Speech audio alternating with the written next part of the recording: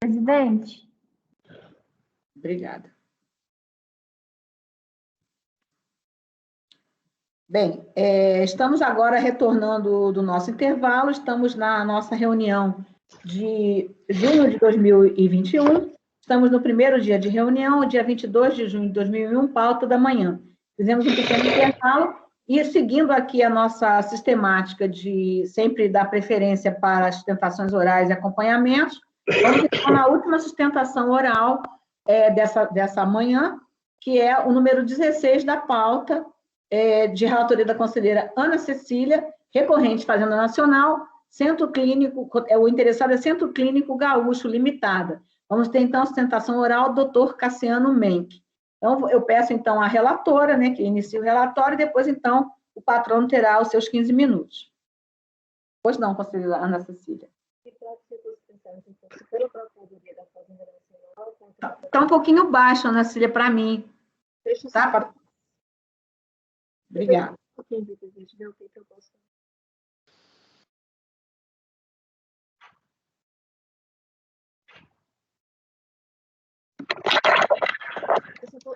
Eu vou testar pela produção.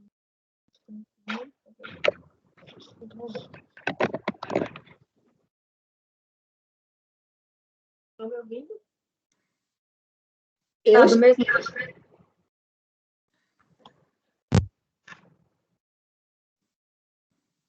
Tá mudo. Está sem som, Ana. Talvez se você falar mais perto do computador, a gente ouve. Talvez seja isso. Sim, agora ficou melhor, né? Pelo menos assim para mim, não sei para vocês. Eu estava falando aqui, o computador meio de lado. Então, vou prosseguir.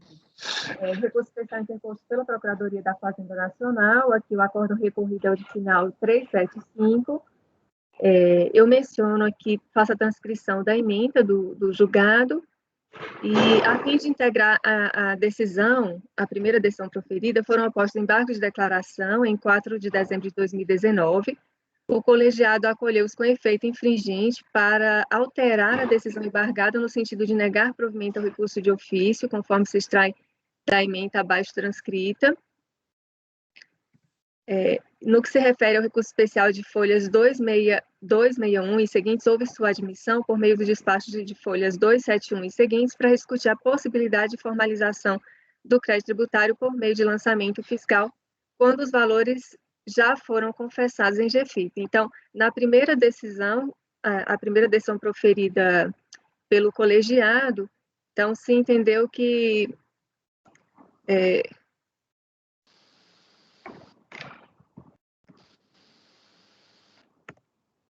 por dar provimento ao recurso do contribuinte, né, que não seria o caso ali de autoridade fiscal efetuar o lançamento, considerando que já havia ocorrido a declaração em GFIP.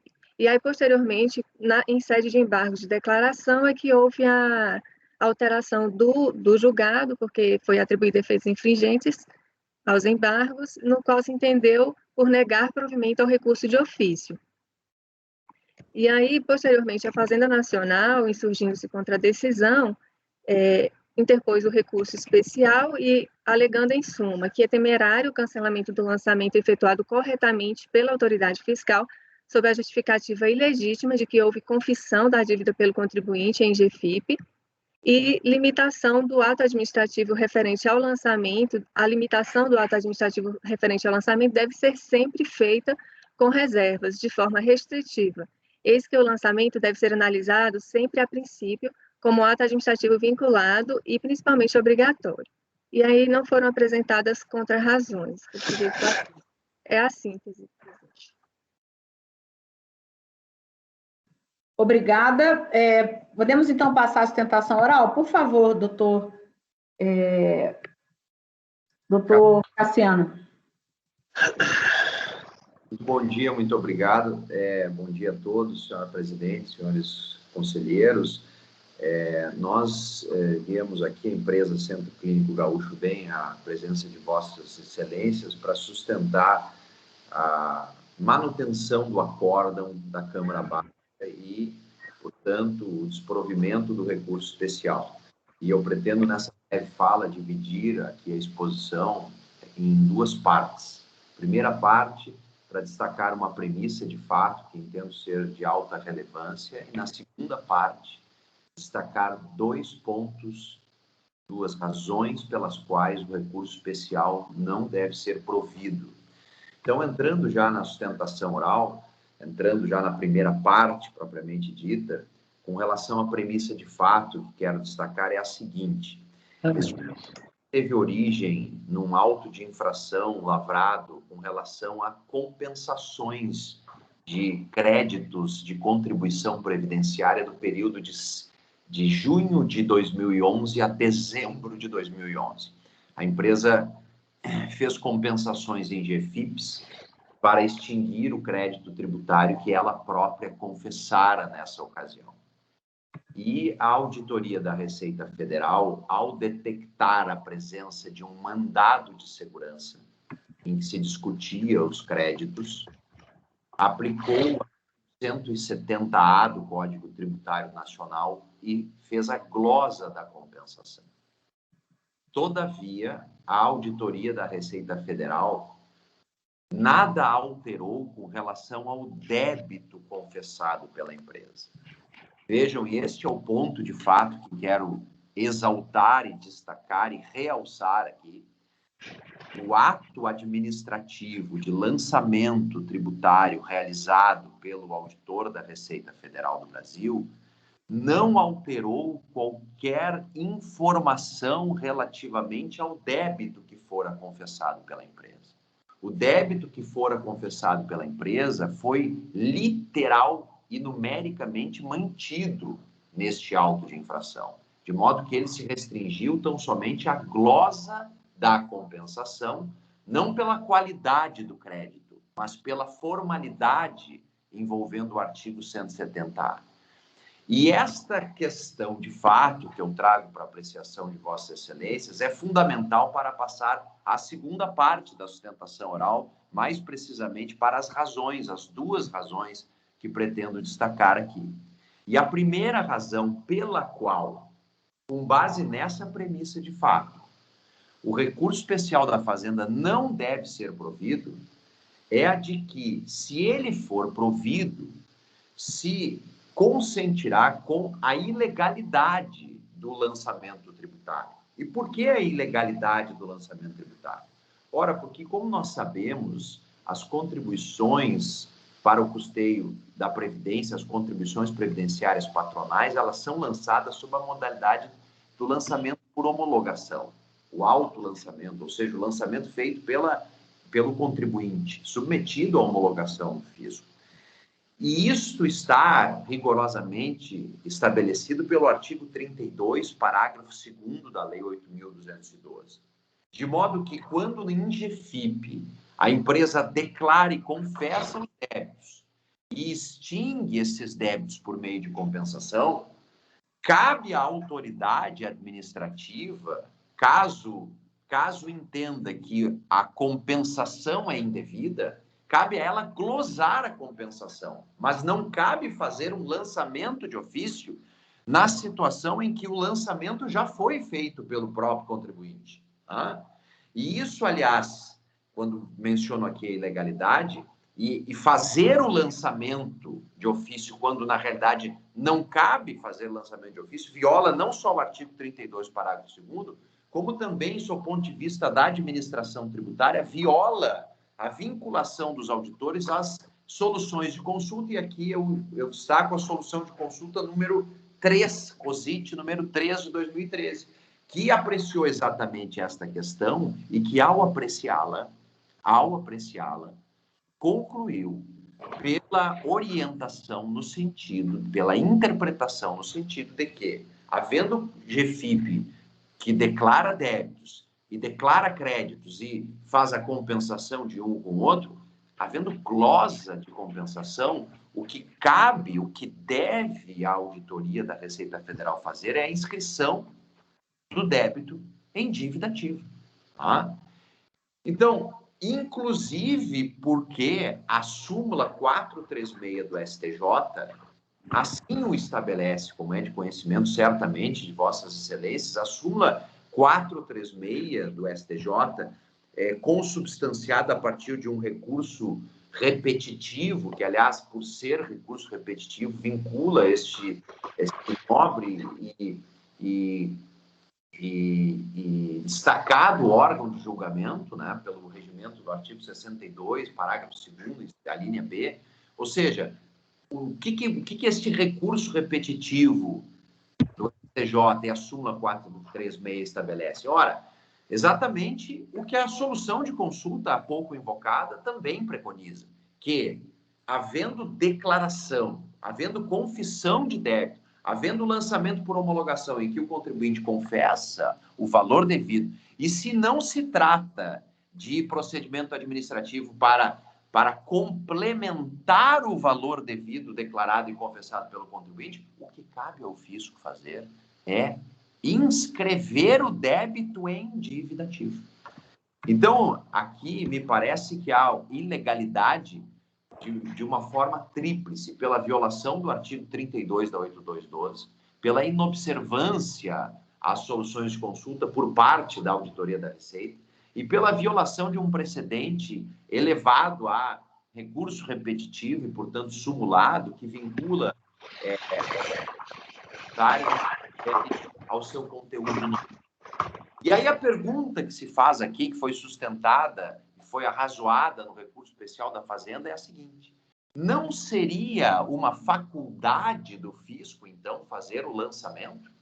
Será que o fisco não teria faculdade, a opção, mesmo diante da confissão do débito em GFIP, não caberia ao fisco a faculdade de lançar, inclusive sob o fundamento da ampla defesa, do contraditório, para que o contribuinte se defenda daquele ato administrativo e daquela imposição que foi feita pelo fisco?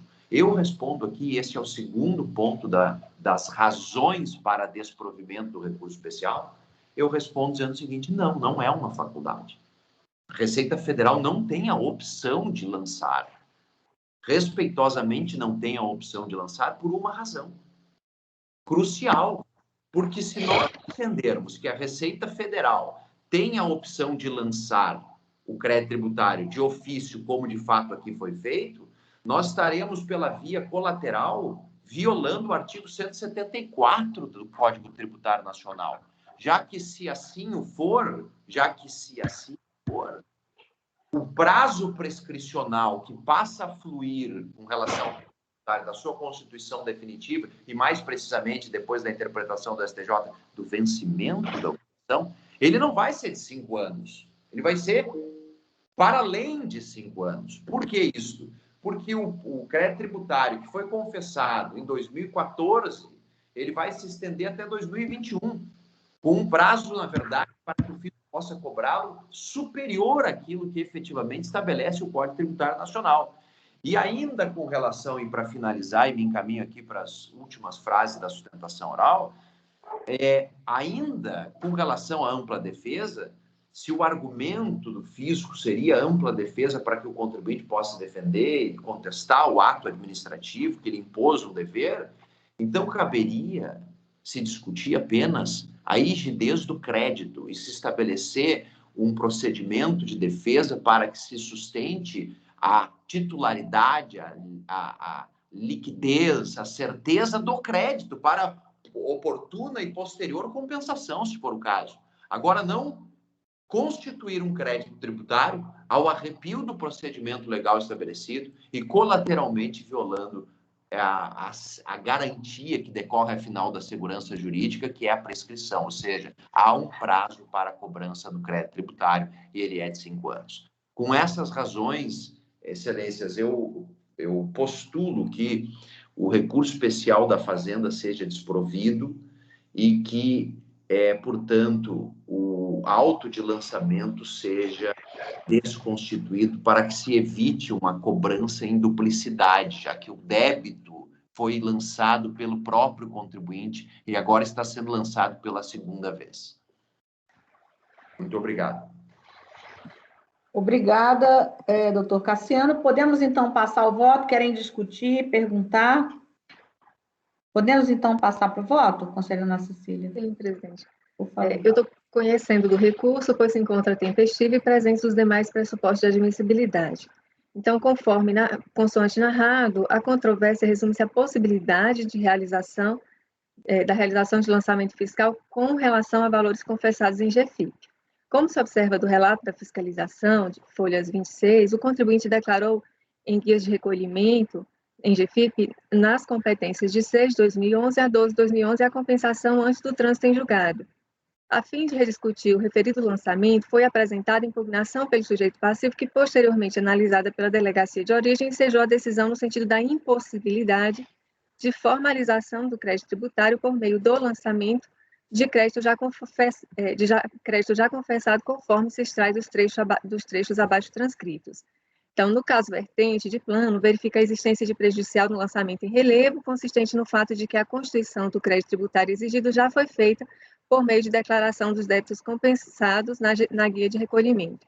A teor da decisão prolatada na solução de consulta interna número 3, de fevereiro de 2013. E aí aqui eu transcrevo até os fundamentos que foram mencionados na decisão da RJ, na decisão anterior, com relação à citação dos termos da solução. E aí eu vou passar adiante. Então, a decisão que restou consignada foi no sentido da improcedência do lançamento constante no auto de infração, exonerando a exigência relativa à contribuição previdenciária patronal no valor de R$ 5.604.952,28, valor acrescido de juros e multa. Então, considerando o valor exonerado, houve apreciação do recurso de ofício pelo colegiado ACOR, que entendeu pela manutenção do lançamento essencialmente sob o seguinte fundamento. Então, entendeu o colegiado que incorretas as alegações da decisão recorrida, isso porque, conforme será demonstrado, a própria solução de consulta utilizada como fundamento da decisão demonstra que a situação dos autos é a hipótese de lançamento de ofício. Com efeito, a GFIP é instrumento hábil e suficiente à constituição do crédito tributário, sendo assim, se o contribuinte declara em GFIP que deve o valor X a título de contribuição previdenciária e não efetua o pagamento dos valores declarados, a Receita Federal, desde que concorde com os referidos valores, está dispensada de fazer o lançamento, uma vez que a declaração possui os mesmos efeitos de uma confissão de dívida. Todavia, qual o teor da declaração prestada pelo contribuinte na hipótese dos autos? O que foi confessado? O contribuinte declarou que possuía créditos decorrentes de recolhimentos efetuados a título de terço de férias, férias indenizadas e verbas indenizatórias. Todavia, tais valores estavam pendentes de decisão transitada em julgado à época do lançamento, motivo pelo qual a compensação foi glosada. Em outras palavras, justifica-se o lançamento de ofício exatamente porque os valores declarados como créditos não poderiam ser utilizados para compensação. Nesse caso, a própria solução de consulta utilizada como fundamento da decisão deixa claro que deverá ser efetuado o lançamento de ofício, conforme se verifica pelos trechos transcritos abaixo. Aí eu saltei a transcrição. No caso de ser a compensação de contribuições previdenciárias através da GFIP, considerada indevida, pode a autoridade fiscal, por ocasião de auditoria interna dos valores nela informados, glosá-los total ou parcialmente, sem prejuízo da manutenção dos débitos confessados. Então, da citada decisão, foram opostos embargos de declaração sobre os quais a turma reformou a decisão e entendeu que existia uma contradição no julgado, e aí entendeu aplicável a súmula do STJ 436, no sentido de que a entrega de declaração pelo contribuinte reconhecendo o débito fiscal constitui o crédito tributário, dispensada qualquer outra providência por parte do fisco. Também concluiu que deve ser revista a decisão embargada por ter sido emanada com decisão contraditória. Concluiu ainda que deve ser reformado o encaminhamento do voto do acórdão do recurso de ofício, no sentido de que, uma vez que a constituição do crédito tributário exigida já foi feita por meio de GFIP, o lançamento não deve prosperar. E deve ser negado provimento ao recurso de ofício quanto à revisão da ementa e tal. E aí, aqui, nesse contexto, a Fazenda Nacional, em sede de recurso especial, pleiteia a reforma da decisão diante da possibilidade de realização de lançamento na situação descrita nos autos acerca da compensação indevida.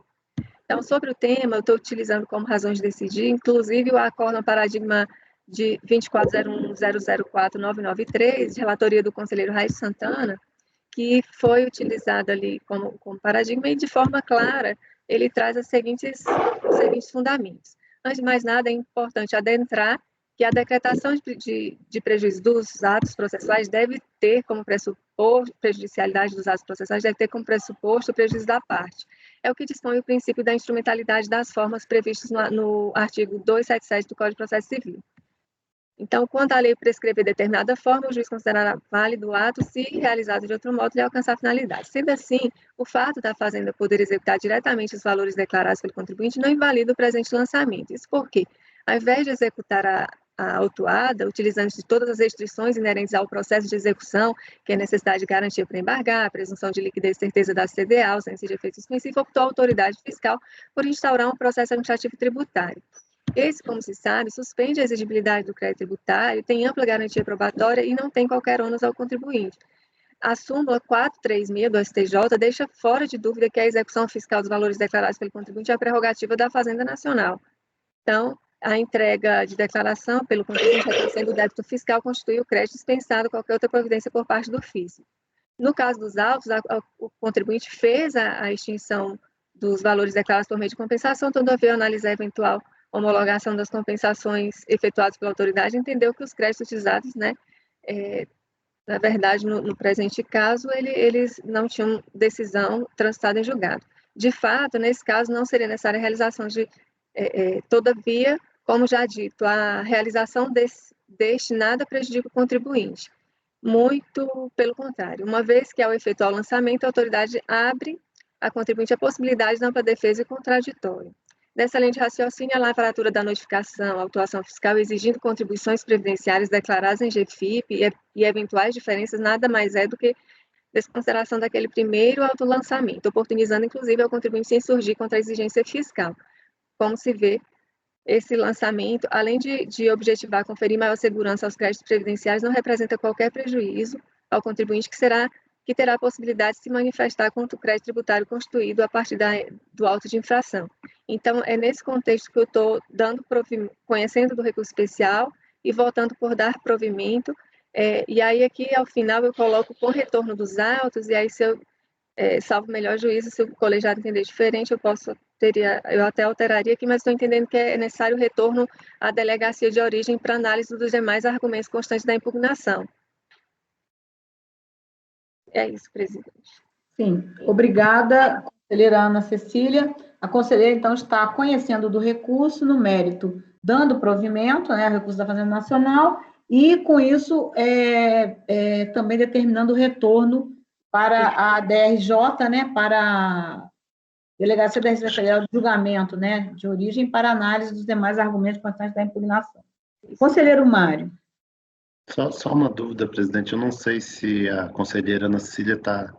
Porque lá está a Delegacia da Receita Federal, não sei se seria DRJ mesmo, ou se o entendimento dela seria por mandar de volta para a própria delegacia para análise... Não, é DRJ. É para a DRJ. A DRJ. Delegacia da Receita Federal de Julgamento. Ah, não, tá. É porque eu pensei que pudesse ser... Eu estou vendo o final aqui do voto, Delegacia de Origem, mas tem que dizer que é Delegacia da Receita Federal de Julgamento, para não confundir com a DRF. Sim. A gente manda para a DRF quando é caso de restituição, ressarcimento, compensação, porque lá tem primeiro aquele despacho decisório lá. Mas aqui não, já foi um julgamento, ele já trouxe argumentos de impugnação, não é isso? Sim, foi, exatamente. E aqui é porque, como a DRJ entendeu ali que não poderia ter sido feito o lançamento, então não apreciou os outros argumentos. Sim. Esse já tinha sido, inclusive, a decisão primeira, né, que foi embargada da conselheira Júnior, não é isso? Eu creio. Aí, teve aqui no CARF, né, o primeiro voto foi no sentido de manter o lançamento, e o segundo foram os embargos que tiveram efeitos infringentes para alterar no sentido contrário, né, de não manter o lançamento. Aí a Fazenda recorre desse último. Sim. Ficou entendido, conselheiro Mário? Mário? Sim. E o seu voto, então? Eu, assim, não vejo, como já bem delineado pela conselheira Ana Cecília, nenhum prejuízo ao contribuinte, isso é um mero ato de controle do crédito administrativo. Não vejo também nenhum risco de cobrança em duplicidade, né? Essa questão ela é controlada de uma forma até bastante rigorosa pela delegacia da Receita Federal, né? Pelas delegacias da Receita Federal. Portanto, presidente, estou acompanhando a relatora. Conselheiro Pedro Paulo. Presidente, eu abro divergência. Eu me lembro que eu até nós, inclusive, uma época, eu não vou me lembrar das normas aqui, mas o pessoal mais antigo aí deve se lembrar, houve uma época que, por um lapso aí da lei de determinado período, a lei previa lançamento de ofício no caso de débito declarado em DCTF, e essa lei vigorou por um curto período, né? E gerou uma certa confusão processual, mas o fato é que, tirando esse zero lapso, desde sempre, o débito confessado em GFIP não é GFIP, veja, ele dispensa, né, o lançamento de ofício, e não é verdade para mim que o lançamento de ofício não traz prejuízo. Na verdade, ele traz prejuízo para a própria Fazenda Nacional, porque quando você faz o lançamento de ofício, você abre a possibilidade de um contencioso administrativo, inclusive para discutir o mérito de um lançamento que o contribuinte confessou. Né? Quer dizer, esse processo não tivesse sido feito o lançamento, esse débito estava inscrito em dívida ativa. Né? Salvo alguma outra discussão específica a respeito da natureza da glosa. Né? Então, eu acho que não é o caso, sim, de lançamento de ofício. O lançamento de ofício, os termos que foi decidido pela primeira e segunda instância, não era cabível no caso, o que não significa dizer a extinção do crédito tributário, mas é afastar o lançamento de ofício e prosseguir na cobrança do crédito tributário confessado e lançado pelo TCF, como é a situação ordinária, porque senão vai ficar a critério do auditor fiscal enfim, a cada um fazer ou não o lançamento. Então, deixa eu só fazer Oi? Só fazer um comentário, assim, só para lembrar que o caso aqui não é saldo de débito confessado. Aqui Exatamente, tem uma era isso que era minha, eu ia já pedir. Inclusive, a própria solução de consulta interna 3.213 aí que foi citada, ela não diz em momento algum que uma vez glosado você pode escrever direto. Muito pelo contrário, ela dá o mesmo rito, uma vez que a autoridade se insurge contra a glosa, contra a cobrança desse débito já confessado, ela dá a essa insurgência o mesmo rito que se dá lá do lançamento, na DECOMP. Então, assim, não é essa premissa de que confessou, mas extinguiu por compensação, e uma vez que o fisco não concorda com a compensação, ele pode escrever diretamente, não é bem assim. A solução de consulta, nos itens F, G, H da sua conclusão, ela especifica como é que se trata isso. Embora eu ainda não concorde com esse fato de que, ainda que o débito tivesse confessado, o saldo confessado, o fisco estaria impedido de lançar, né? Mas aí, só um comentário, porque ainda que fosse isso, não é o caso do Exato, eu ia até pedir esse esclarecimento, porque eu não entendi que existe superposição aí. Na verdade, não é. Né? O que está sendo exigido é alguma coisa maior do que foi confessado, porque houve glosa. O que a SEI fez... Agora eu só queria... A confissão não é só do saldo, não. Se confessa. Não, sim, mas a exigência do débito e a compensação é para extinguir o crédito tributário. Sim, mas o que a situação mesmo de você lançar IDCTF... Congelou, Pedro Paulo. Não fazer o pagamento. Você não faz o lançamento. Né? A compensação, ela extingue o crédito tributário. Para ela extinguir o crédito tributário, ele tem que estar lançado. Não, sim. O que a CEI faz é o seguinte, ela muda o procedimento. Assim, olha, a partir de 2009, com a GFIP, você não precisa mais fazer lançamento para poder cobrar o débito em função da glosa, da compensação. Você faz um despacho decisório, mantém um despacho decisório, fundamenta, tal como no auto de infração, você fundamenta a glosa e dá ciência ao contribuinte. Caso ele se insurja contra isso, vai ter o rito do PAF.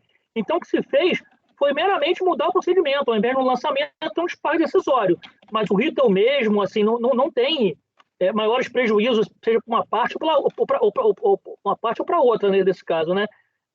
Assim, a SCI é clara em dizer que tem dispensado o lançamento, mas daí dizer que está impedido é um outro assunto, né? E não tem prejuízo, né? O rito, tanto é que tem a relatora está sugerindo retorno para a DRJ, porque possivelmente tem argumentos na impugnação lá com relação ao crédito que foi glosado, enfim.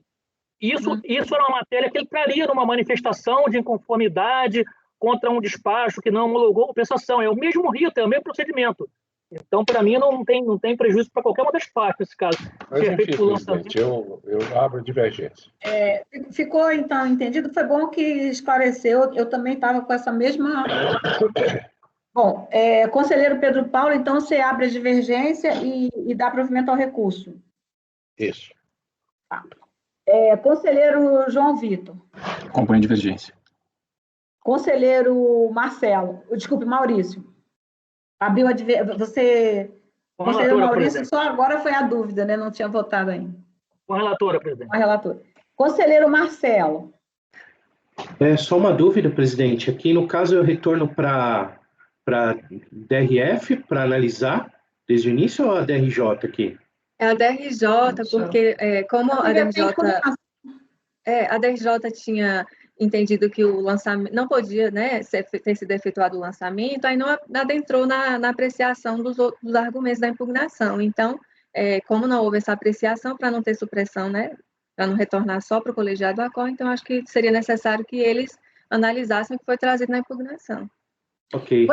Foi manifestação de inconformidade? Não, foi impugnação, não é isso?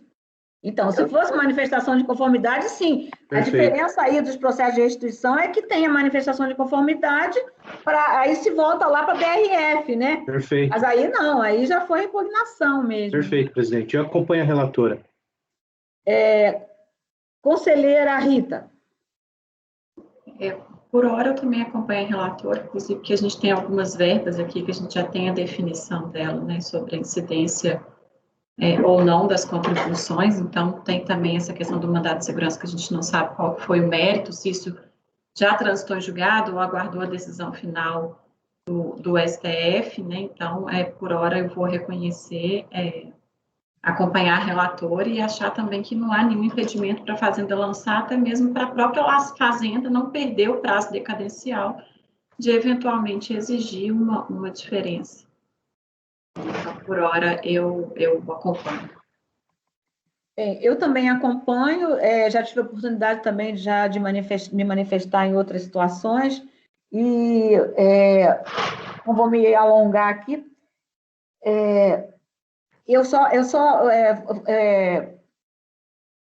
Agora, conselheira Ana Cecília está dando provimento com o retorno dos autos à delegacia. Lembrei agora o que eu precisava falar. Delegacia da Receita Federal de julgamento. Sim, não precisa nem dizer de origem, não, porque a delegacia muda. Tá. Então, eu também voto com a relatora.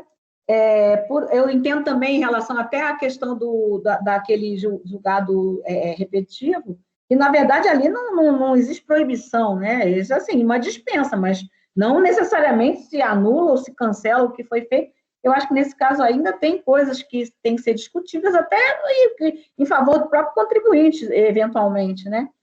Bem, então, por unanimidade de voz, proclamando o resultado do número 16, por unanimidade de voz, conhecer do recurso no mérito, dar-lhe provimento com o retorno dos autos à Delegacia da Receita Federal de julgamento, entre parênteses, DRJ, para...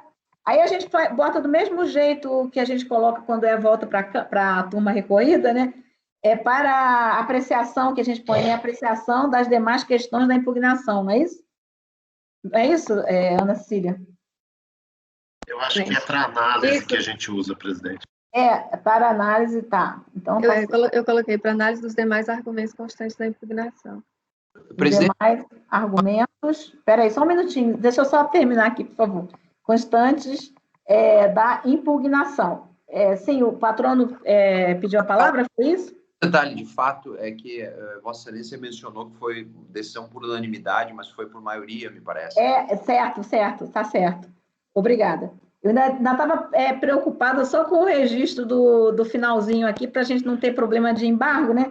Então, por unanimidade de votos, conhecer do recurso e no mérito, por maioria de votos, né? Dar-lhe provimento com retorno dos autos da Delegacia da Receita Federal de Julgamento, DRJ, para análise dos demais argumentos, né? Que você colocou, dos demais argumentos de impugnação, vencido o conselheiro, foi só João Vitor, não é isso? João Vitor. Pedro Paulo. Desculpe, Pedro Paulo. Vencidos os conselheiros Pedro Paulo e João Vitor, que lhe negaram provimento, certo? Recurso da Fazenda Nacional. Ficou certo, então, assim? Tá? Por unanimidade de votos, conhecer do recurso e no mérito, por maioria de votos, dar-lhe provimento com retorno dos autos à Delegacia da Receita Federal de Julgamento, DRJ, para análise dos demais argumentos de impugnação. Vencidos os conselheiros Pedro Paulo e João Vitor, que lhe negaram provimento. Eu, então, agradeço a presença do patrono e voltamos, então, ao curso normal da nossa pauta. Obrigada. Bom dia. Para o número 1 da nossa pauta, agora, então, eu até vou perguntar de novo, que não ficou claro para mim, nosso suporte pode ir um pouquinho a mais, não é isso? Ou a mais do Sim, doutora Maria Helena. É porque eu tinha perguntado as duas hipóteses e você falou assim, mas aí agora entendi que é um pouquinho. Não que a gente vá muito, porque nossa tarde vai ser um pouquinho pesada também, e temos bastante sustentações orais. Vamos, então, para o número 1 da nossa pauta, de relatoria da conselheira Rita, aliás, número 1 e 2, de relatoria da conselheira Rita, recursos da Fazenda Nacional, contribuinte alto custo HP Limitada. Presidente, se a senhora me permite um resumo, as matérias já são bem conhecidas aqui desse colegiado, os processos, eles são um todo semelhante, a diferença são só a base de cálculo sobre a qual se incidiram as contribuições previdenciárias exigidas. Estamos falando aqui em ambos os processos de recurso da Fazenda Nacional, tendo sido devolvida para essa Câmara Superior 2 matérias, decadência da competência de dezembro de 2001, com fundamento no artigo 173, inciso 1 do CTN, a contagem do prazo decadencial se inicia no primeiro dia do exercício seguinte ao que o lançamento poderia ter sido realizado, e não a partir do fato imponível, cita como paradigma os acordos 24.001.1759 e 22.02.01.248, e a questão da retroatividade benigna, aqui no caso concreto, pedindo para que seja feita a comparação entre a penalidade do artigo 35, na redação anterior, com a do novo artigo 35A, que faz remissão ao artigo 44, cita como paradigma o acordo 24.00.120. O contribuinte foi timado por edital, não há contrarrazões nos autos. Para a primeira matéria, eu estou aplicando, então, a súmula CAF número 101, que destaca que, na hipótese de aplicação do artigo 73, inciso 1 do CTN, o termo inicial do prazo decadencial é o primeiro dia do exercício seguinte, aquele em que o lançamento poderia ter sido efetuado. Cito, então, as datas aqui para considerar que não está decaída, né, para afastar a decadência em relação à competência de dezembro de 2001. E quanto à questão da retroatividade benigna, aqui eu estou dando provimento parcial ao recurso da Fazenda Nacional para determinar que seja aplicada a súmula CAF número 119, uma vez que a gente tem lançamento também simultâneo de obrigações acessórias junto com as obrigações principais. Então, na conclusão, eu estou conhecendo e dando provimento ao recurso, provimento parcial ao recurso da Fazenda Nacional para afastar a decadência da competência 12 de 2001 e para determinar que a multa aplicada seja calculada conforme súmula CAF 119. Conselheira Rita, o parcial é só porque a Fazenda não estava pedindo multa com multa, é isso? Isso. Deixa eu só olhar uma coisa aqui, doutor.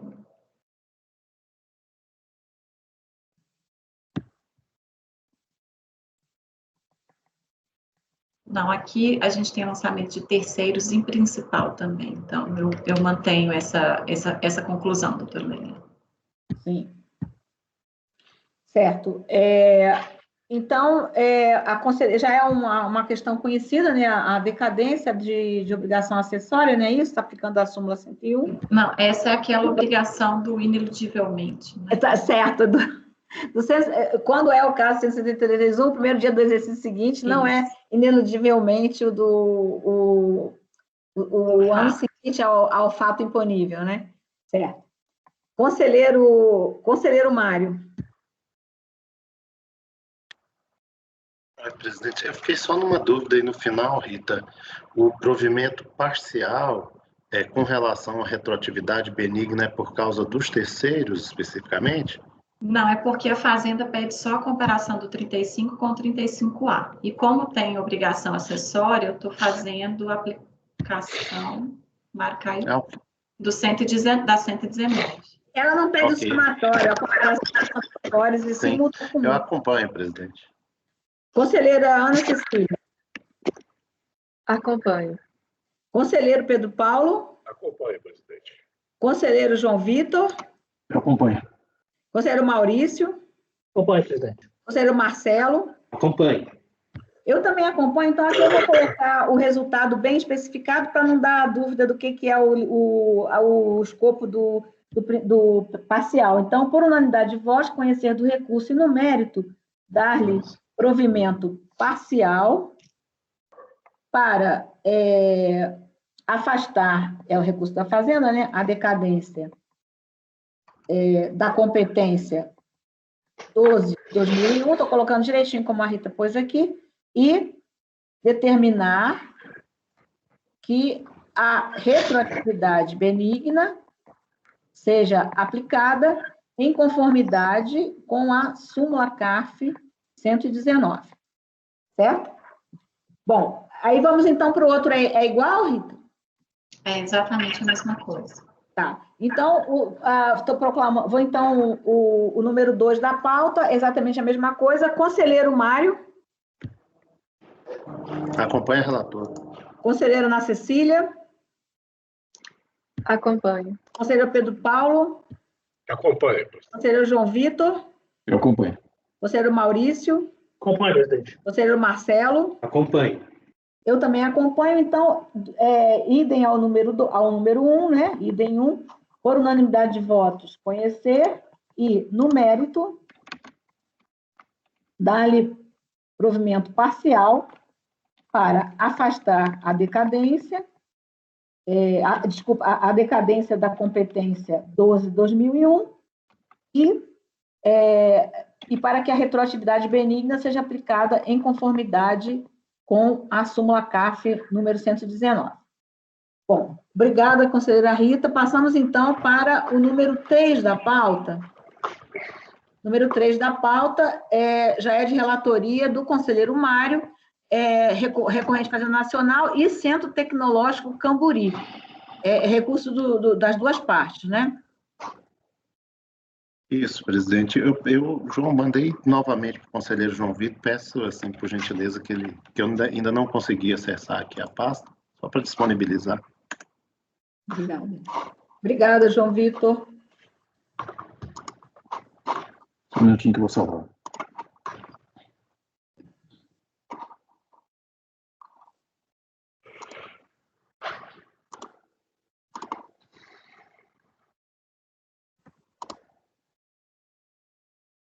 Eu pergunto se teriam disponibilidade de ficar até às 12h30.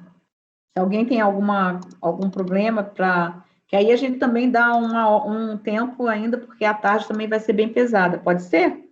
Só para a gente continuar mais, se estiver no meio de um julgamento. Pode ser? Tá. Então, vamos aguardar aqui, conselheiro Mário. Presidente, isso é uma situação que já esteve aqui, né? Não é que voltou para... Nós baixamos esse processo em diligência no intuito exclusivo de fazer uma complementação de admissibilidade. A complementação foi feita, e nessa complementação, a outra parte do recurso interposto, daquilo que a gente entendeu como recurso, não teve seguimento, né? Então, o que se discute aqui é só única e exclusivamente o recurso especial da Fazenda Nacional, e o recurso ele também trata da questão da retroatividade benigna. Então, eu estou, nesse caso, eu estou dando provimento ao recurso. Ah, não, desculpe, me tem uma questão de conhecimento aqui, do recurso do contribuinte. Só um minutinho, conselheiro. Eu peço que, à exceção do conselheiro Mário, fechem os microfones, que eu acho que tem um microfone, pelo menos aqui para mim, está um pouquinho barulhento. Obrigada. Então, presidente, só voltando, o recurso especial da Fazenda Nacional é especificamente a questão da retroatividade benigna, então estou aplicando a súmula CARF 119. Então, com relação ao recurso do contribuinte, eu vou passar a leitura do voto, tá aí no finalzinho no finalzinho do meu voto aí. Aí eu digo o seguinte: sobre o recurso especial do contribuinte, inicialmente insta a fazer alguns esclarecimentos que julgo necessário no intuito de norteá-lo quanto à dinâmica do processo administrativo fiscal. Em primeiro lugar, não há equívoco algum na decisão recorrida quanto às competências excluídas pela Delegacia da Receita Federal de Julgamento em Brasília, em virtude da decadência. Embora afigure-se óbvio, parece-me conveniente noticiar que, a menos que se sujeite a recurso de ofício, o que não é o caso, as decisões de primeira instância são definitivas. Dessa arte, mostra-se absolutamente desnecessário fazer menção nas decisões do CARF a períodos cuja decadência foi reconhecida pelos julgadores de piso. Isso eu estou só fazendo um esclarecimento porque o contribuinte dedica uma parte do recurso dele para falar sobre essa questão, e é uma questão que foi resolvida já na primeira instância. O mesmo se pode dizer, isso está no relatório, tá, presidente? O mesmo se pode dizer sobre a alegada necessidade de quantificação do valor remanescente da contribuição, dos juros e das multas de mora na conclusão do acordo. Sobre essas questões, vale ressaltar que trata-se de aspectos relacionados à execução do julgado que escapam à competência do CARF. Circunstâncias afetas à liquidação de decisões administrativas de índole tributária são incumbência da Secretaria da Receita Federal do Brasil e devem ser consideradas quando da concretização da decisão adotada no âmbito do processo administrativo. Também algumas questões que ele discute, né, e que eu trouxe aqui só para esclarecer, para não deixar sem resposta aquilo que o contribuinte traz no recurso dele, para evitar embargos. No que respeita à aplicação da retroatividade benigna, que aí é a partezinha que eu não estou conhecendo, em relação à multa de ofício por descumprimento da obrigação acessória de informar fatos geradores em GFIP, o exame da matéria foi efetuado de forma integral no recurso especial da Fazenda Nacional e a decisão decorrente da averiguação da peça recursal da PGFN acaba por prejudicar o apelo do contribuinte, o que impede o seu conhecimento. Então, como essa questão já foi exaurida no recurso da Fazenda, eu não estou, a exemplo do que já fizemos aqui em outras ocasiões, eu não estou conhecendo do recurso especial do contribuinte por entender que ele restou prejudicado.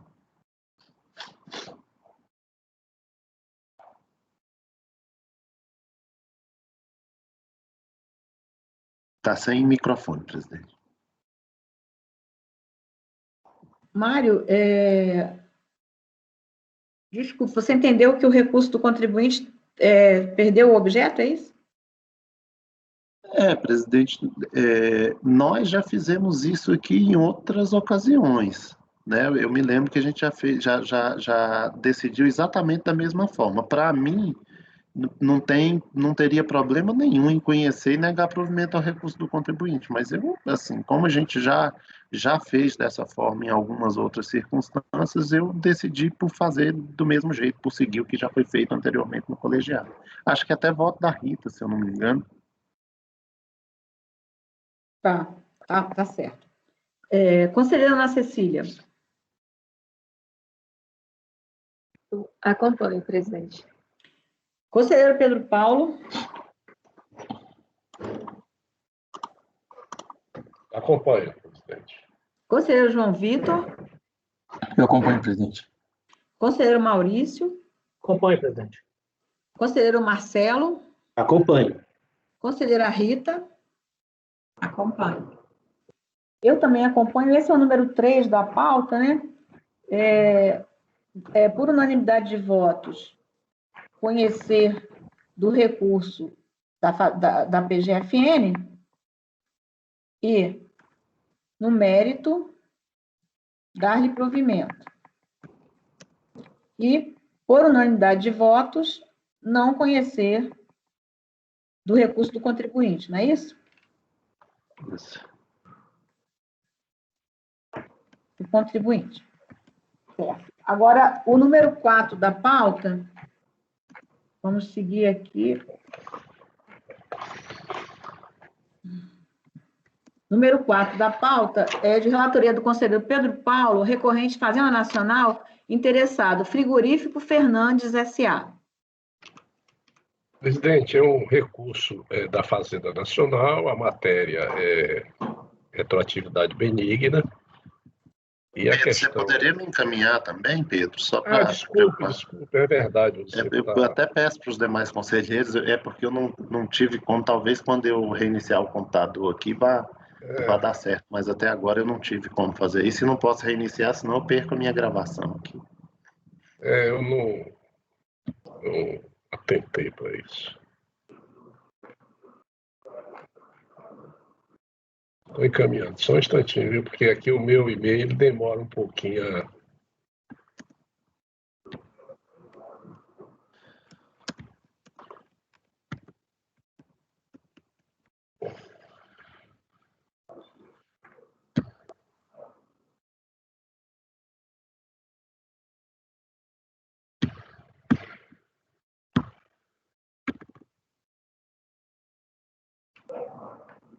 Como é que é? Anexar.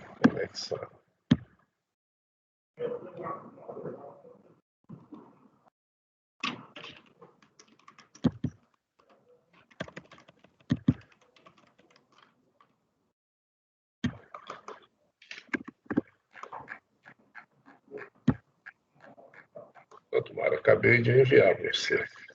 Obrigado.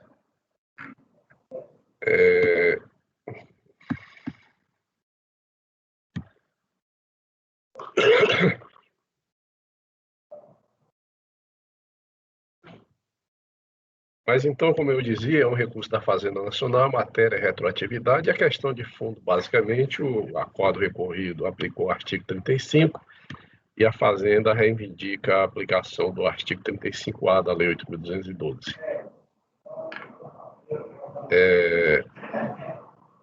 Eu não estou conhecendo o recurso e vou dizer aqui por quê. Quanto aos demais pressupostos tempestivos, quanto aos demais pressupostos de admissibilidade, examina a questão. É que no cotejo entre os acordos recorrido e paradigma não vê similitude fática. É que o recorrido trata de situação em que os valores lançados foram declarados em GFIP. E, portanto, tratava-se de caso típico de incidência de multa moratória, o que não é o caso dos paradigmas. Ora, para fins de verificação da penalidade mais benéfica, o recorrente fez o cotejo, a recorrente fez o recorrido. O recorrido, aliás, fez o cotejo entre as músicas do artigo 35 na redação original com o artigo 35 na nova redação, que se reporta ao artigo 61 da Lei 9.430, ambas multas moratórias. Isso foi dito com clareza no próprio relatório fiscal do acordo, que eu leio aqui.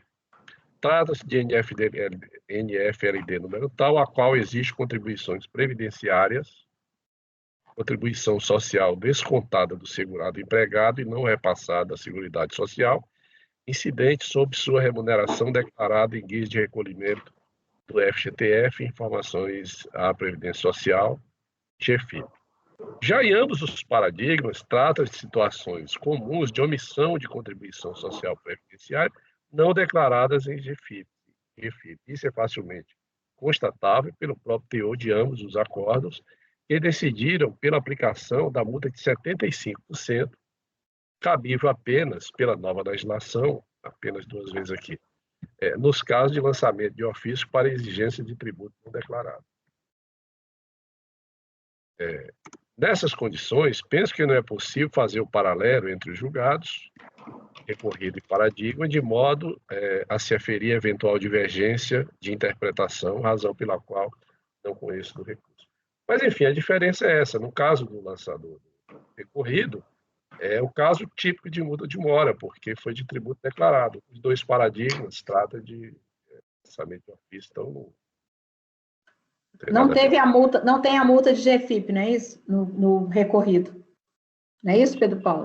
A multa... Não tem multa de GFIP. Porque foram declarados na GFIP, por isso. Foram declarados na GFIP. Então, o conselheiro Pedro Paulo, relator, está não conhecendo do recurso no número 4 da pauta. Conselheiro Mário.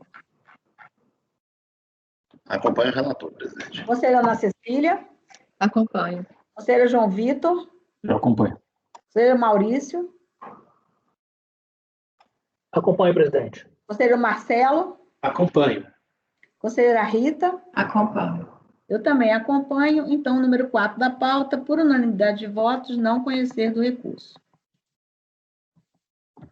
Agora, então, para o número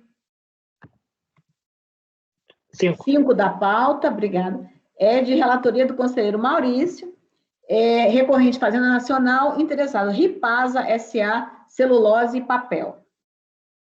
Pois não, presidente. O recurso da Fazenda, aqui é cota de segurado, né? Contribuição previdenciária, cota de segurado.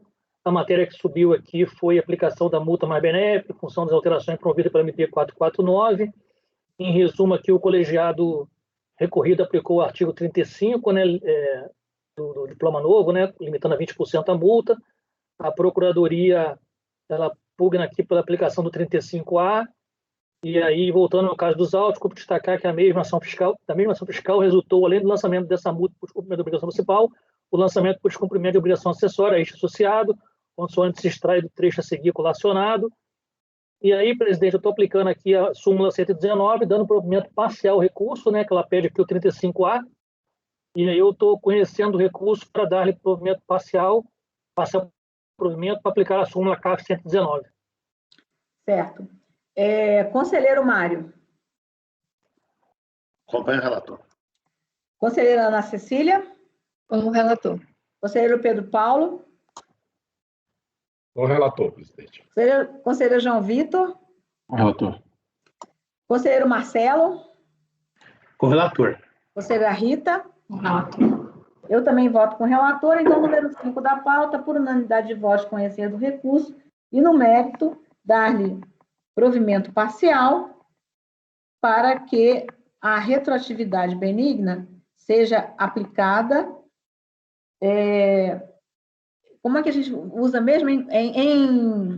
Seja aplicada em conformidade, desculpa, me dá dar um branco, em conformidade com a súmula CAF 119.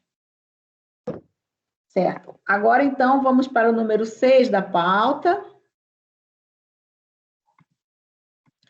de relatoria do conselheiro João Vitor, recurso da Fazenda Nacional, interessado, AME, Assistência Médica e Enfermagem Limitada.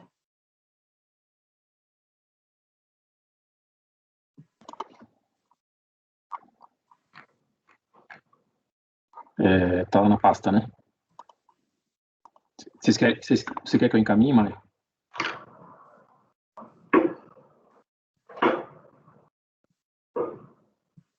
Estão me ouvindo? Sim. Posso começar a leitura? Será que o Mário quer que eu encaminhe para ele? Mário... Se você puder, eu te agradeço. Eu vou responder um e-mail que você mandou, e aí vou colocar esse anexo. Só um minutinho.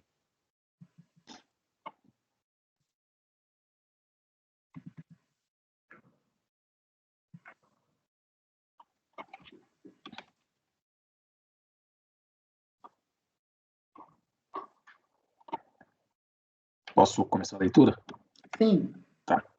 É um recurso especial interposto pela Fazenda Nacional, é um acórdão já um pouco mais antigo, de recurso voluntário. O recurso foi totalmente admitido para que seja rediscutida a seguinte matéria: aplicação do prazo decadencial previsto no artigo 150, parágrafo 4º, versus artigo 1731. A decisão foi no sentido de, por maioria de votos, dar provimento ao recurso, para reconhecer a decadência das contribuições apuradas. Foi lavrada a NFLD contra a empresa Multibras, a qual seria solidariamente obrigada ao recolhimento das contribuições devidas à Seguridade Social, correspondentes à parte dos segurados, à parte da empresa, outras entidades ou fundos e RAT, incidentes sobre o total das remunerações de mão de obra utilizada por trabalhadores em serviço de saúde no período de julho de 98 a janeiro de 99, em decorrência do contrato de prestação de serviços com a empresa AME, Assistência Médica e Enfermagem Limitada. Em seu recurso especial, a Fazenda Nacional basicamente alega que é cabível recurso especial por violação a dispositivo de lei ou a evidência da prova. Então, já é um recurso já mais antigo, como eu referi anteriormente. Então, seria um recurso especial por violação a dispositivo de lei ou evidência da prova, conforme regimento interno do CARF, com a redação da portaria do Ministério da Fazenda, 256/2009, artigos 4º e 7º. Sendo aplicável, segundo a Fazenda Nacional, a legislação vigente à época da prolatação da decisão recorrida.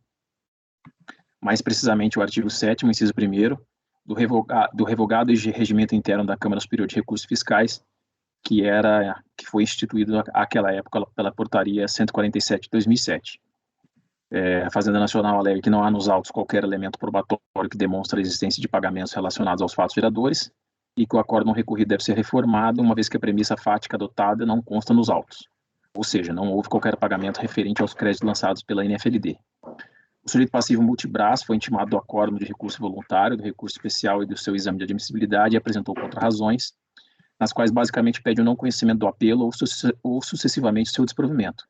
Segundo a Multibras, a recorrente não teria feito cotejo analítico, e nem juntado cópia do acórdão paradigma. E quanto ao mérito, teria havido recolhimentos parciais e seria aplicável a regra do artigo 150, parágrafo 4º. A AME foi intimada por edital, mas não apresentou contra-razões e nem manifestação. Começando pelo conhecimento, é uma questão bem nova para mim, embora o processo seja antigo, é um tipo de recurso que a gente não costuma mais analisar.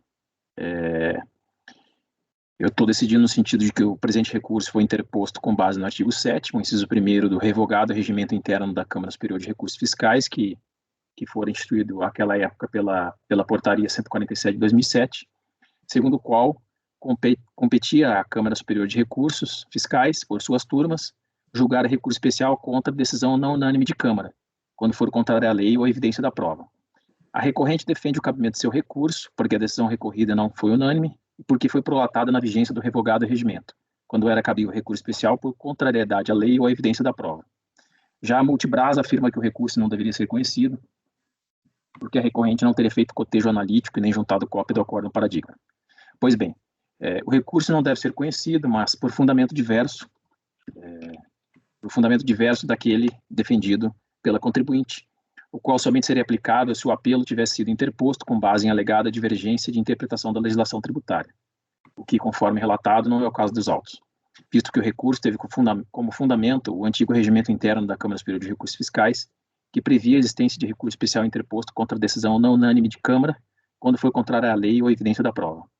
Quanto ao descabimento do recurso por contrariedade à lei ou à evidência da prova, veja-se que o regimento aprovado pela portaria 256 de 2009 contemplava uma regra de transição em seu artigo 4º, segundo a qual os recursos interpostos em face de acórdãos proferidos nas sessões de julgamento ocorridas em data anterior à sua vigência seriam processados de acordo com o rito previsto nos artigos 15 e 16 e nos artigos 43 e 44 do revogado regimento.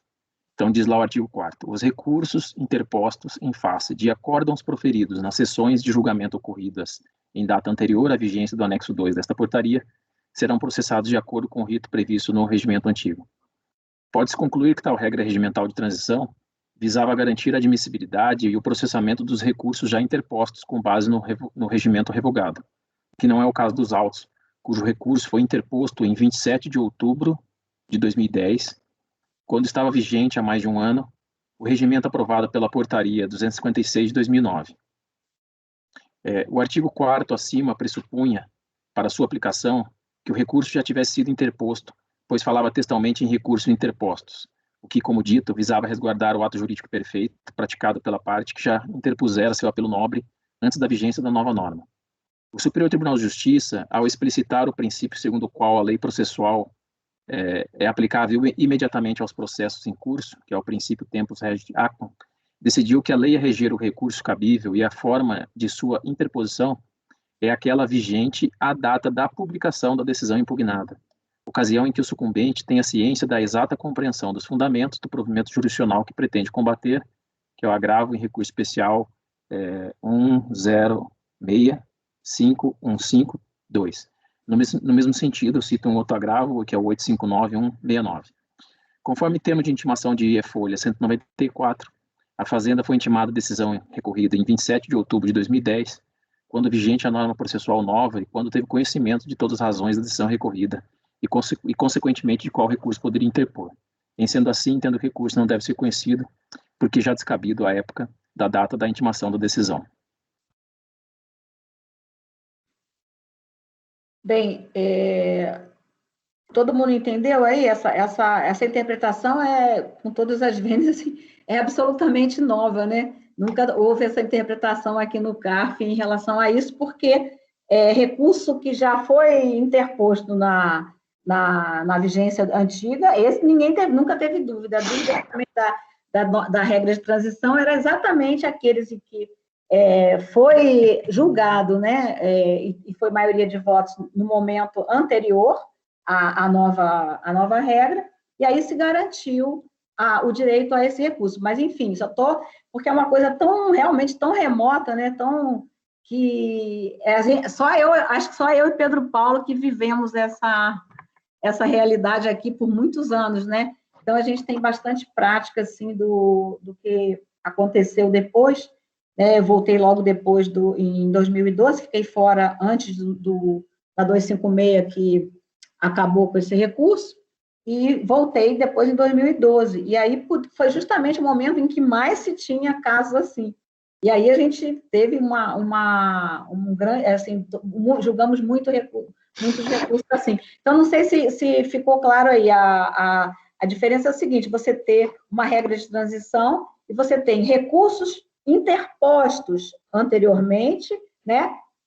E, assim, acho que daí nem precisaria dizer que caberia o direito ali daquele momento, né? Porque depois o recurso acabou, mas... E aí, ou então, o que está na norma aqui, que diz que se garante esse recurso para os julgamentos, né? Para as decisões prolatadas ainda na vigência. Então, essa que só para deixar claro qual é a questão aí. É isso, conselheiro João Vitor? Estou sendo... Isso. Tá. É isso.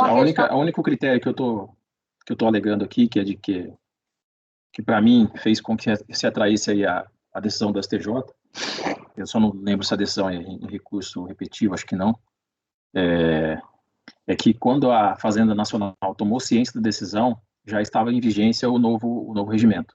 Então, a decisão foi proferida sob a vigência do regimento revogado,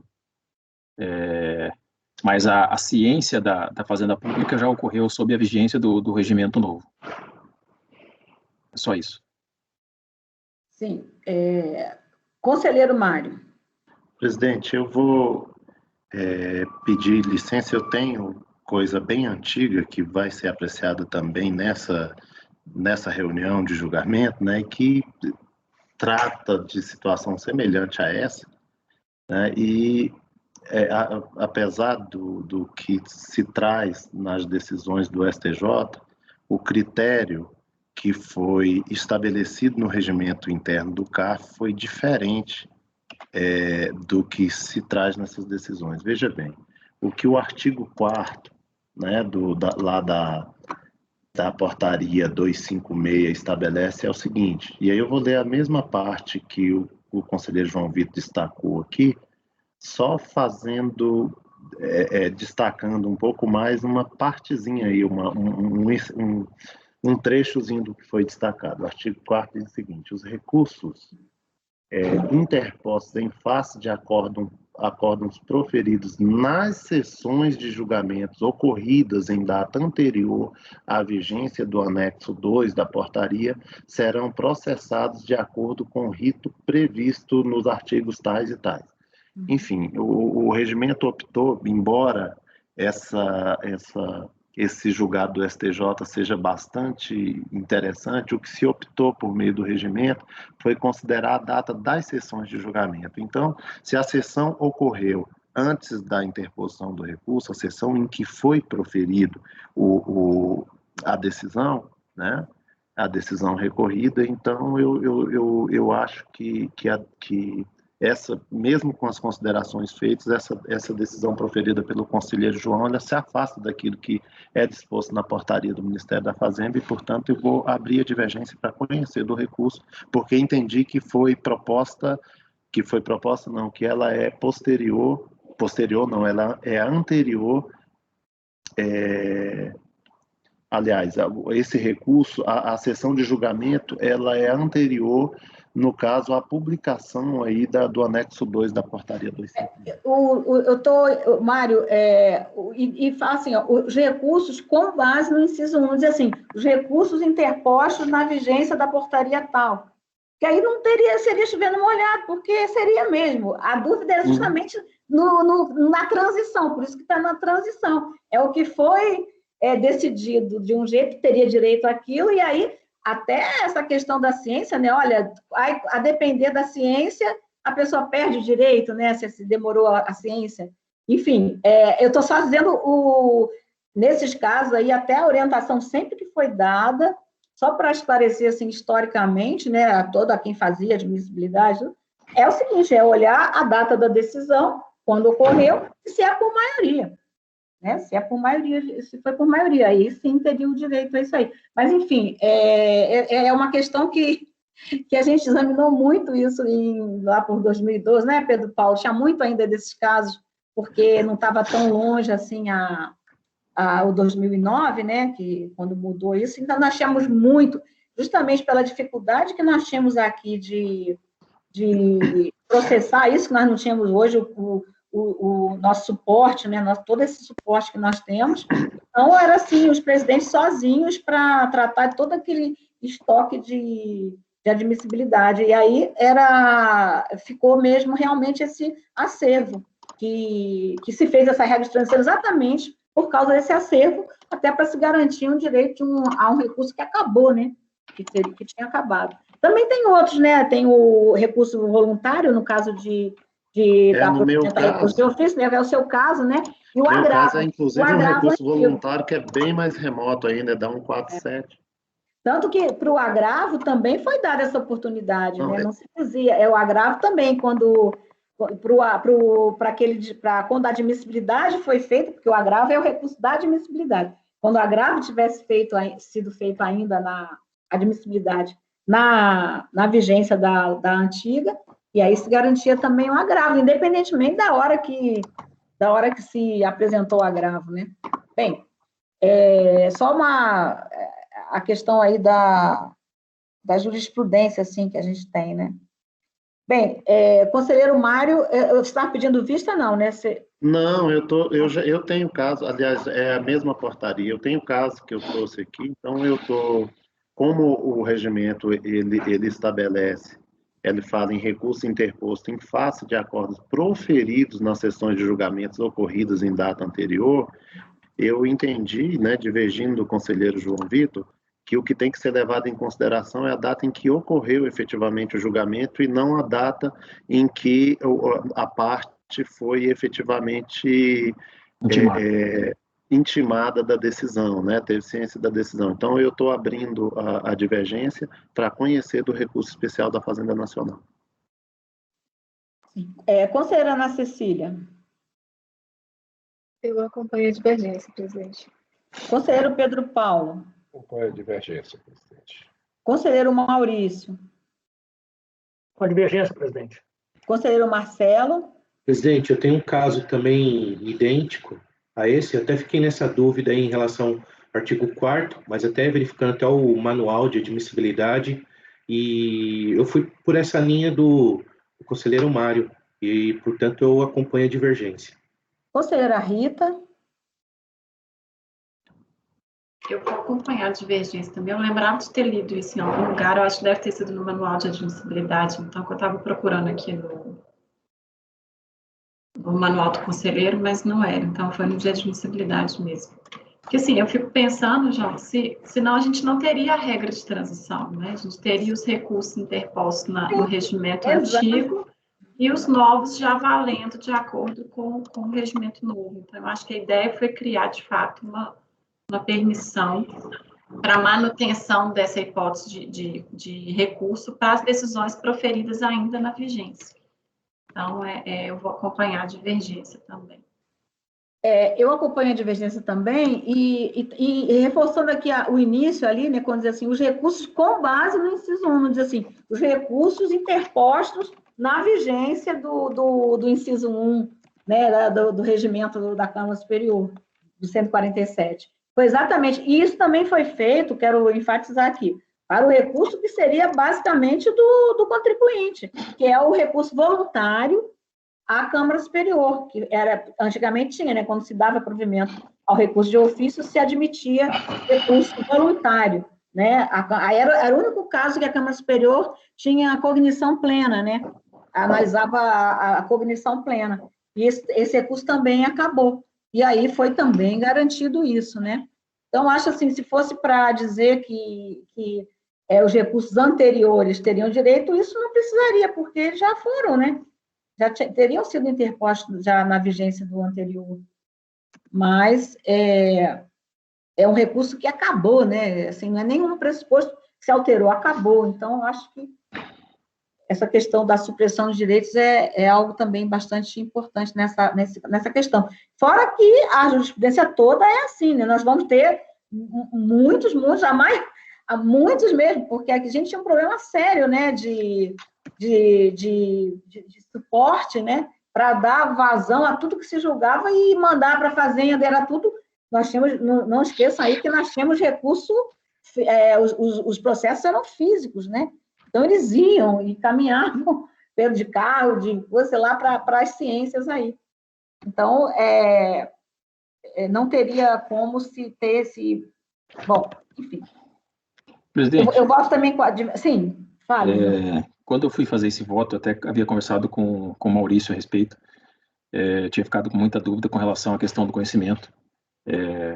O artigo 4º lá do regimento antigo, para mim, ele contempla, de certa forma, duas linhas, vamos dizer, interpretativas, ele não é tão... Talvez ele pudesse ser um pouco mais descritivo, no sentido, inclusive, de afastar essa interpretação que eu tive, no sentido de que a lei vigente é aquela na data da publicação, né? Porque faz muito sentido a interpretação do STJ, segundo a qual a lei vigente é aquela na data da publicação, porque é naquele momento em que todas as razões elas são formalizadas, são colocadas no papel, e aí o recorrente ele vai ter conhecimento dessas razões e vai poder manejar o recurso que ele entende cabível. Mas, de certa forma, esse artigo 4º do regimento revogado, a primeira interpretação até que eu tinha feito era no sentido de que o recurso era sim cabível, porque ele falava em recursos interpostos nas sessões de julgamento ocorridos em data anterior à vigência. Então, até porque eu havia ficado com dúvida e a colocação que foi feita pelo Mário para mim foi bastante feliz, no sentido de que foi uma opção, né, do nosso regimento, foi uma opção regimental, e a gente está afeto, de certa forma, ao regimento. Agora até foi citado o manual do conselheiro, eu acabei não consultando, mas foi uma opção do regimento de admitir o cabimento do recurso que já tinha sido interposto. Então, eu vou alterar para conhecer o recurso e vou citar basicamente a letra F desse artigo 4º. E o contribuinte até ele havia questionado a questão do conhecimento, não sob essa ótica. Uhum. Ele a questionou porque ele entendeu que não havia demonstração de divergência, ele já... Parece-me que o contribuinte se confundiu. Então, vou alterar o voto aí, fica por unanimidade para conhecer. E aí não há necessidade, inclusive, de voto divergente. Designação. Ok, João Vitor. Eu assim, desculpe até, porque eu como mais antiga aqui, eu me sinto sempre na obrigação de dizer assim, né? E isso seria realmente uma decisão bastante contrária, né? Diferente do que... Agora, claro que aqui, eu acho assim, para quem questiona o conhecimento, dizendo que não demonstrou divergência, nem se chegou ainda ao período lá muito antigo que tinha esse recurso, né? Se entender que é só a partir da 256, né? Que realmente aboliu esse recurso. Mas, assim, em relação a isso, temos outros casos também. Recurso voluntário, a Câmara Superior, e também tinha um agravo antigo, né? Não um agravo novo que depois retornou, mas, assim, de uma forma diferente do que era o antigo. Também tudo isso se garantiu nessa regra, artigos 4º e 5º. Acho que tem alguma coisa no 5º também de regra de transição. Bom, aí, então, já vamos para o mérito? Bom, ficou, então, por unanimidade, é o número 6, né? Por unanimidade de votos, conhecer do recurso e, no mérito, é contrariedade à evidência de prova porque diz que não tem pagamento, é isso? Não tem prova de pagamento? João Vitor? Exatamente. Porque a discussão aqui é relativa a pagamento antecipado. Posso passar ao mérito? Sim. Bom, aqui não vai ficar caso seja visto no conhecimento, o que vai ser idôneo.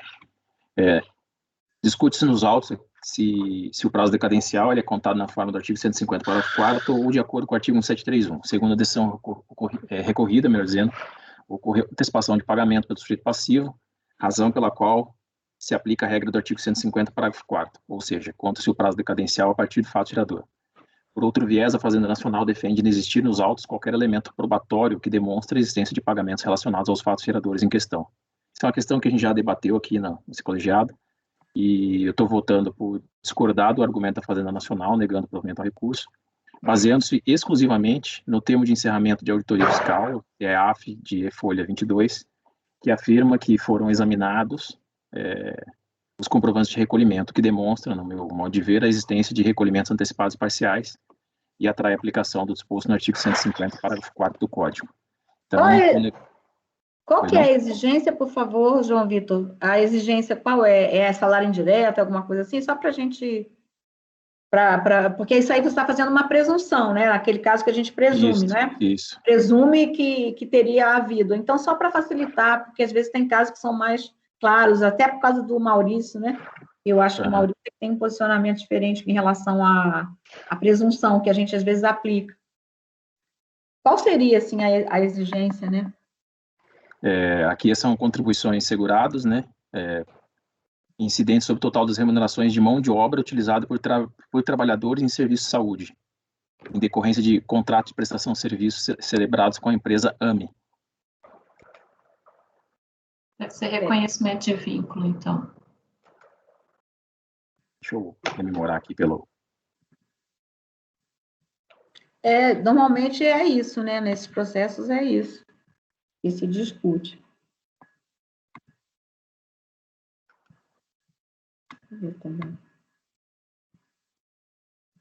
Prestador de serviços por cessão de mão de obra de trabalhadores, responsabilidade solidária. Tá. Podemos seguir para o voto? Todo mundo, acho que a gente já tem, né, o posicionamento em relação a isso, porque tem casos que são mais óbvios, né, assim, que são mais... que a gente teria até uma súmula, mas não é o caso. Bom, o conselheiro... Peraí, rapidinho, doutora Maria. Aqui, João, então, a empresa está sendo cobrada como solidária de...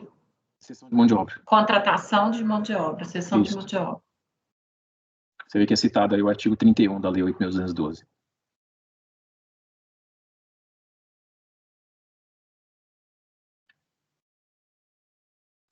Ela é a prestadora.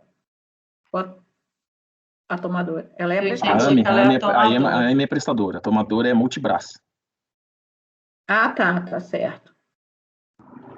Mas aí, no caso de ser solidária, quer dizer, o recolhimento, aí não valeria aquela coisa de que o recolhimento de outras rubricas da empresa não serviria, porque aí só se aplicaria aos recolhimentos referentes à solidária, né?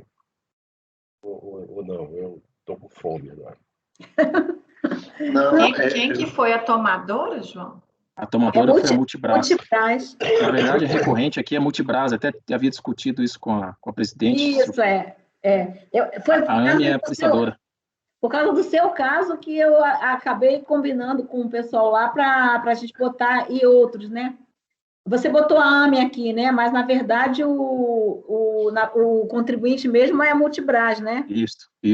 É a Multibras, e a gente não tem como mudar isso. Aqui não tem como mudar. No máximo, a gente bota a Multibras e bota aí outros. E foi o caso do Mário. Aí o termo de encerramento se refere à caracterização de pagamentos pela própria AME, né? Multibras. Na verdade, é pela contribuinte efetiva, não é isso, Ju? Isso. Que é a pela prestadora. Você está falando que houve... Não, pela tomadora. Pela tomadora.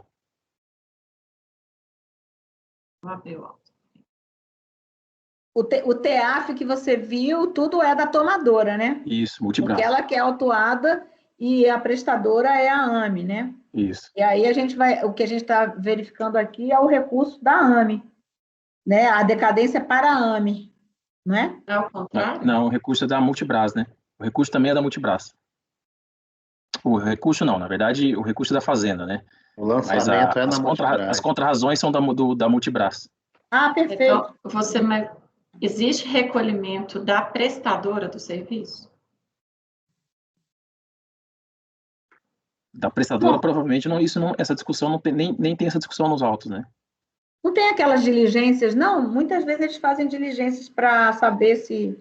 Né, Mário? Eu acho que, não sei se você lembra da parte pode até ser, mas aqui, presidente, pelo que eu estou olhando, não tem nenhum documento que evidencie o recolhimento da prestadora de serviço, que a contribuinte é ela, né?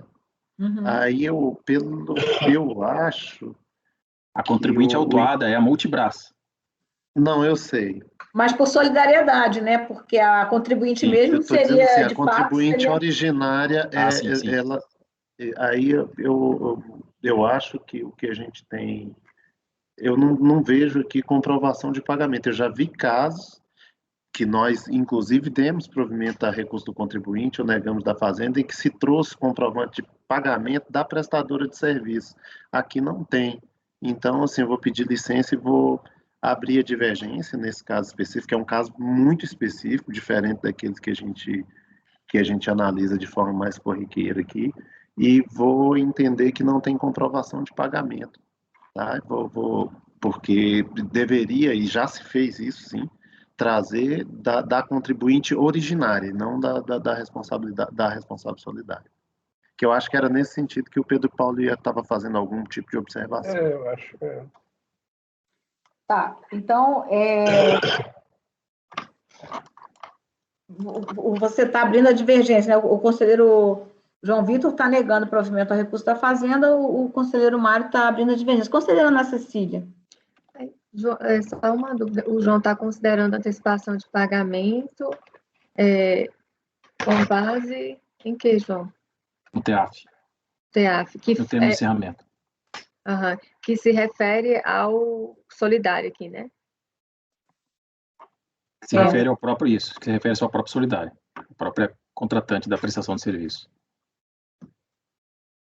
Porque tem a informação lá de que foi só diferença, é?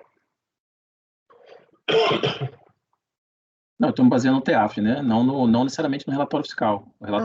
Não cheguei a examinar essa questão de se o relatório fiscal se refere à diferença de recolhimentos. É isso que você pergunta?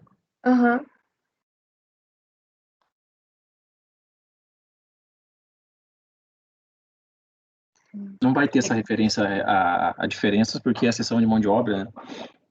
Não vai ter essa referência. Cecília, é aquela tela onde fala que o fiscal ele verificou folha Quais de documentos foram registro, examinados? folha de pagamento, GFII... É termo de encerramento, né? É o termo de encerramento. Pois é, mas aí lá consta que houve pagamento.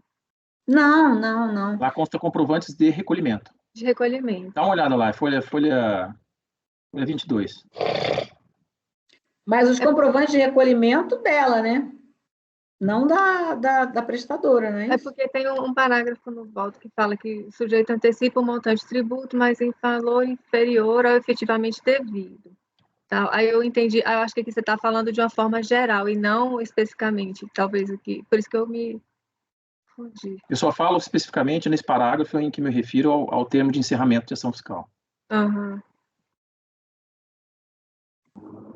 Até porque a nossa jurisprudência é no sentido de que esse termo de encerramento, ele ele caracteriza o recolhimento antecipado. Acho que o que o Mário está levantando é a questão da diferença, porque aqui é cessão de mão de obra. A gente tem realmente esse entendimento que era assim, nesse período tinha que fiscalizar tudo, qualquer coisa, irregularidade, se só tem, no TEAF não tem, sei lá, não tem mais NFLD, enfim, ou tem só de salário indireto, ou tem só de... A gente fazia essa coisa, mas aqui é exceção de mão de obra, né? Então... E é exatamente isso que o João Vitor falou mesmo, Ana Cília.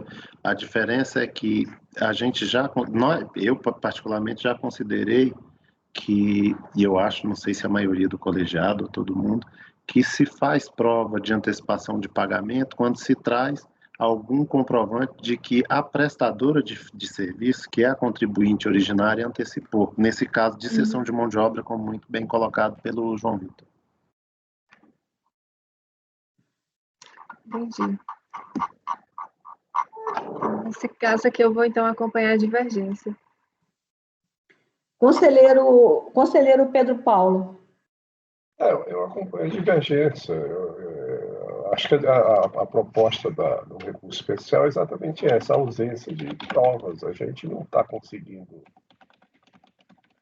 identificar prova de que houve pagamento e essa informação também de que teria sido analisado pagamentos, né? Mas aí, no caso do prestador, né? Ou seja, provavelmente ele analisou se ele fez alguma antecipação. Né? Se tivesse sido feito, não teria sido feito o lançamento. Imagino que tenha sido isso.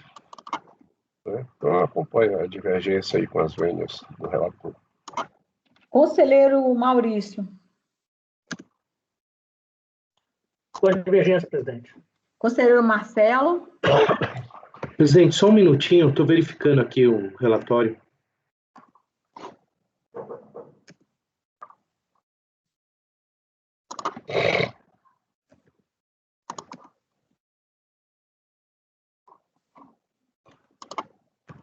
Eu acompanho a divergência, presidente. Conselheira Rita.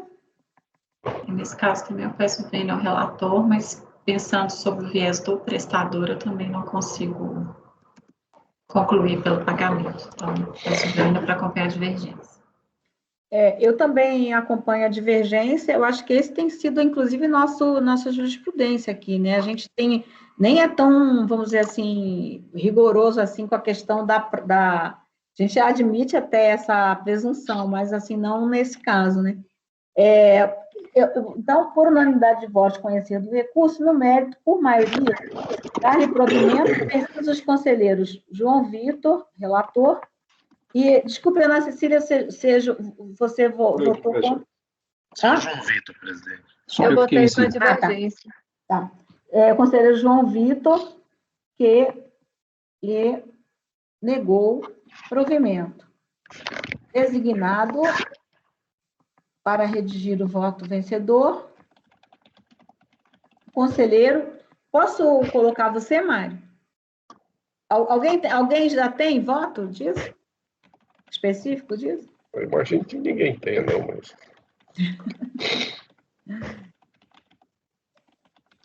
Pode ser, Mário? Eu posso fazer. Pode fazer. Quem falou? Rita? Posso fazer. Rita? Ótimo. Então tá, Rita. Não, é porque esse é o nosso entendimento mesmo, assim, não sei se esse caso específico, mas que voz vencedora, obrigada, Rita, conselheira Rita. Certo. Agora, então, gente, já são 12h30, eu estou preocupada só que à tarde a gente tem uma tarde muito pesada, né? Então, para poder dar um intervalo do almoço, e a gente, então, retorna às 14 horas pontualmente, tá? Até um pouquinho antes, talvez, só para a gente ver se tem algum problema, para a gente começar pontualmente às 14, porque nós temos 6 sustentações orais. Na verdade, são 7, né? E 2 do mesmo contribuinte. Então, acho que vai ser um pouquinho pesado. Ainda temos, assim, processos que ficaram pendentes dessa sessão. Tá certo? Ok? Concordo? Então, da gente interromper agora? Sim, claro. Então, por favor, pode interromper a gravação.